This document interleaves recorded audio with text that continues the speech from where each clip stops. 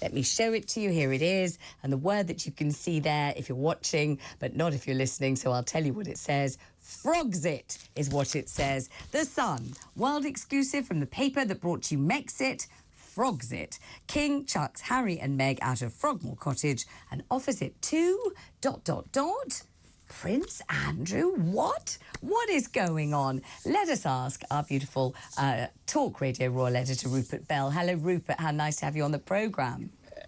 Evening, Vanessa. Yes, it was an interesting headline. I went to bed quite quiet last night, and then you wake up with Frogsit launching out at you in the morning. You suddenly think, oh, this is an interesting day in front of us.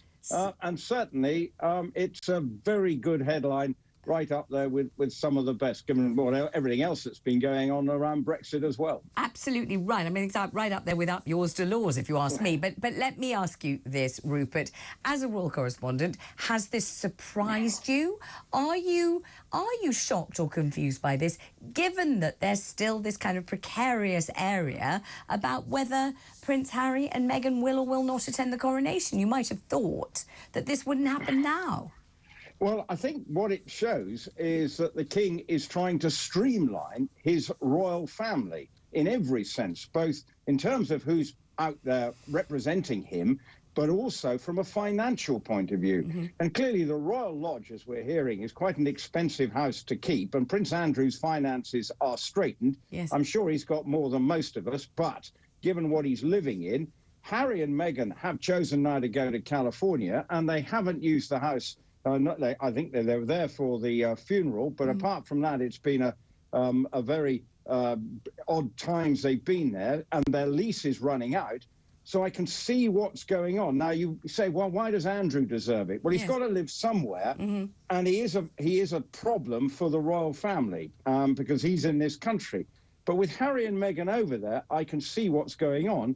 But clearly, from their point of view, it's not probably how they saw this panning out when they left this country, when they did, that they suddenly would be even further cast asunder. And also, when they did those extensive and very expensive renovations to Frogmore Cottage, which we remember the copper bath, don't we, being painstakingly lifted or airlifted in at vast expense. We remember quite a lot about the decor of Frogmore Cottage and how very expensive it was. And presumably they got it just so and exactly to their specifications.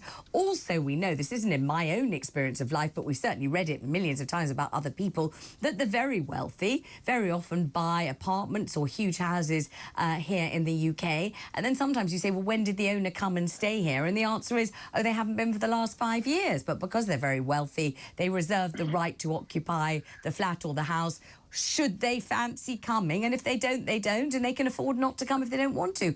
I think many people thought that Frogmore Cottage would be one of those properties that if Harry and Meghan managed to fancy coming over for a couple of days, they'd stay there, and if they didn't, they didn't. But it would stay open to them. Yes, and I think that was the thinking, and particularly when you've got Harry's got his security issues going on with the Home Office and everything, that this would actually, given it's within the grounds of Windsor Castle, that actually there was an element of security. So yes, that does give it an extra twist. But I'm sure within the confines of Windsor Castle and other places, there are plenty of places for him to come and stay should he choose to come over, and where he will be and feel safe. I think the problem is, you know, what does the King do with the problem that is Andrew? And that is the issue at stake, probably to some extent. And for Harry and Meghan, I'm sure they, you know, that when they got the call, how it panned out, you know, we want you out. I'm sure it didn't go down well, because you know that Harry and Meghan have been asking for apologies from the royal family, which have not been forthcoming. So the whole thing just adds to the soap opera element with Harry and Meghan. It adds to that around Andrew, because people might say, well, why does he deserve it? Well, he's got to stay somewhere, and he is a security risk. And while he's not doing anything, he is a member of their family. He is his younger brother. But are clearly moving in from a 30-bedroom house at Royal Lodge to one that may have between 5 and 10, depending on the reports you believe. He's still not going to be slumming it. Will there be room for Fergie? Because as we know, they're no longer married. They haven't been married for decades. Fergie and Andrew continue to live together. They both live at Royal Lodge. Do you think they will continue to live together at Frogmore Cottage, or is it too small? I think there's plenty of room. Look, I'm not privy to how it works out with them living together, but clearly they do still get on extremely well. And yes, if that's the situation, it might indeed be the situation. Of course, we've heard that Fergie's got this house now in London that may be now being bought in her children's name. So I think, again, she's probably got places to go to. And I don't know how well her book is doing, but she's clearly making some money from her novels. So she's probably in a slightly better financial position than she occasionally has been through her life. So how that pans out, this is all why it's a sort of domestic soap opera that we can't quite work out what's going on. And the Harry Meghan thing, clearly we're hearing that they're upset by this. Well, yes, but let's be honest, Andrew and Meghan and Harry have created these problems themselves. No one asked them to create the problems with Andrew and his problems with Virginia Giuffre, and it wasn't anybody else's decision but Harry and Meghan's to move out of this country. So there you go. It's their issue. They've now got to deal with the consequences of their actions. And if Prince Andrew moves into Frogmore Cottage, what becomes of Royal Lodge? What do they do? Do they sell it and turn it into a big hotel? Or how do they make it financially viable when it has been a financial burden? Well, I'm sure that's some of the things that they'll be looking at. What do we do with this pile, as it were, that has been, renovated? It needs renovations. So, as we know, in that part of this country, there are a lot of luxury hotels. Maybe the king is looking at doing something with that, because if it's got 30 bedrooms, I think it could be quite a sumptuous hotel, if that is what he's thinking. But I have no idea. But clearly, he is looking at the finances across the board of the royal family to make them fit for purpose. And the accommodation of various members of the royal family is part of that process.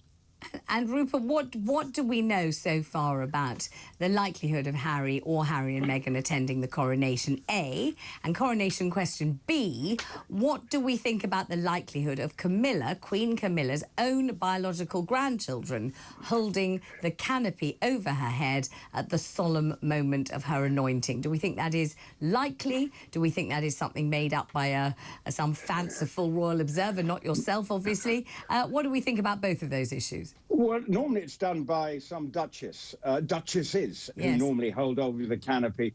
But I think it is a reflection that the Queen consort, as she is now, does want to give it a sense of relevance. And it will be a hugely significant occasion for her family through her two children, with Andrew Parker Bowles. And the grandchildren, by all accounts, are extremely close, not only to their grandmother, but the king himself. Yes. So I can see the point. And some duchesses holding the canopy. Well, no one knows who they are. At least there's some relevance to it. And actually, if you're holding something above your grandmother, and grandmothers are extremely important to most people as family, we look up to our grandparents. Yeah. I think for those grandchildren... I'm just looking for pictures of my grandchildren to show you. Here we go. Here we are. There you go. There they are. On my bag. You see that? Well, you basically look at them at every moment of the day, exactly, with a smile to your face, and isn't that the point? Yes. And so from the Queen is looking, the Queen consort, saying, well, how proud will they be of their grandmother? You know, whatever the circumstances are, you know, people view how they got together with the king. The fact is they have been together for a long time. They can see how happy their grandmother is. I get the point.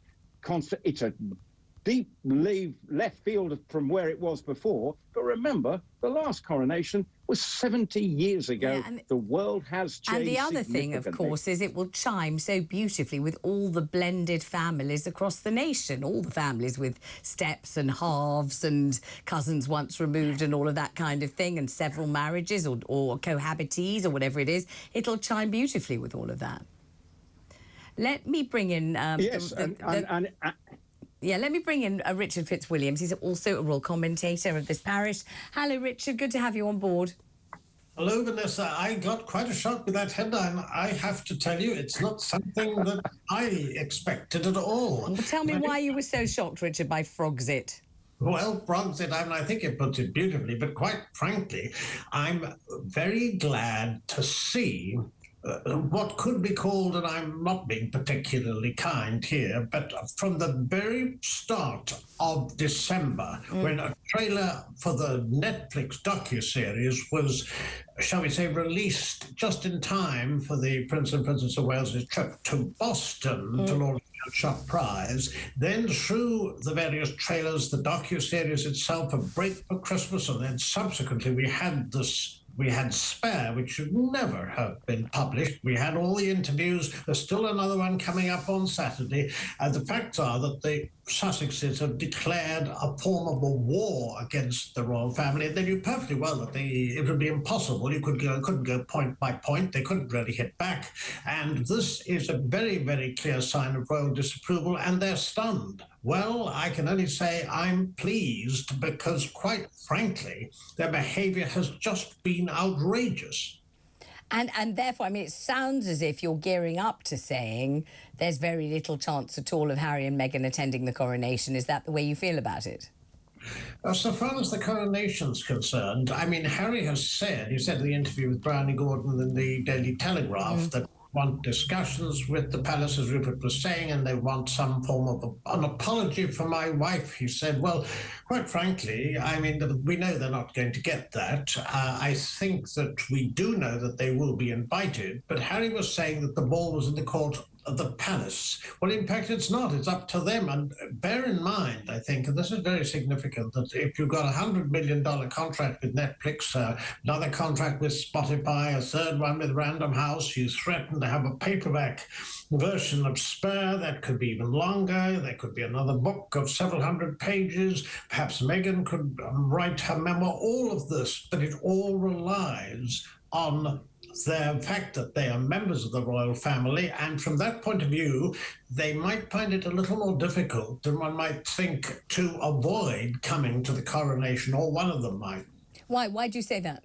Why will they find it difficult to avoid it? Well, because it would show very, very clearly, and in fact, it would illustrate to the world that they are very, very powerful in the centre of any form of royal life. And I think it's very significant that there have been 2 polls in Newsweek over the last month or so, and those polls have shown absolutely seismic, in both cases, over 40 points dropped for both Harry and Meghan in the United States. I mean, they didn't bother a great deal about being unpopular here, and we know they've got had a fierce war with the press for a long time. There's mutual detestation. But the United States was always where they had, for obvious reasons, a great deal of support. Now, that seems to be slipping away, and in big time, because I don't think the American people like the way they've trashed their family, or Harry has in Spare, but they've both been doing it since Oprah, so publicly.